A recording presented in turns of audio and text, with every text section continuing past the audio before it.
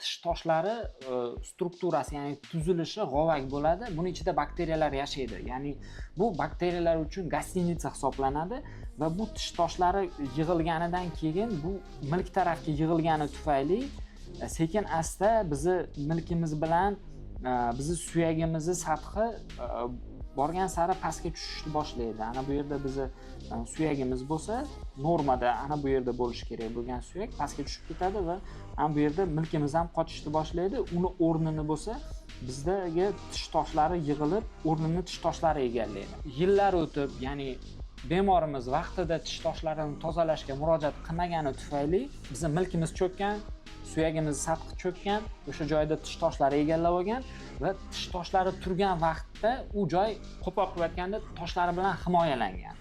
Biz tish toshlarini tozalaymiz bunga chunki ehtiyoj bor. Chunki tish toshlarini tozalamasa, borgan sari milk sathi ham, suyak sathi ham cho'kib borib, ildizi qismi ochilishni boshlaydi. Keyin yillar davomida toshlarini tozalatmasdan bemor bizga kelyapti, biz o'sha toshlarni tozalayapmiz. Natijada ana bu qismi ochilib qoladi tishda. Shu qismi ochilgani tufayli tishni ichida ana bunaqa naychalar bor.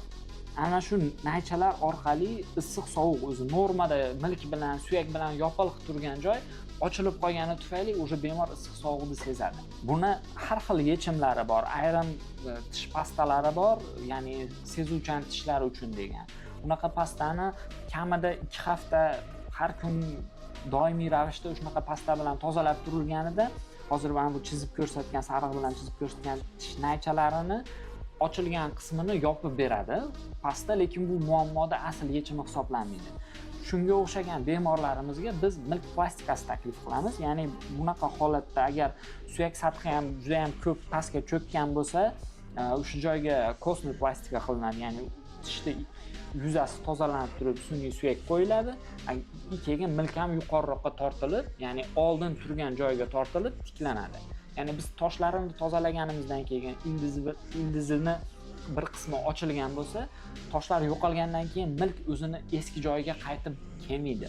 Shunga biz bemorlarga aytamiz, vaqtida tish toshlarini tozalatib olinglar, bo'lmasam buni asoratlari shunaqa og'ir va buni yechimi ham oson emas. Tishlari issiq sovuq bo'lishini asosiy sababi bu tish toshlari va tish toshlari tufayli milk bilan suyak sathi cho'kkani. Aynan shu sababdan vaqtida tish toshlarini tozalatib qo'yinglar.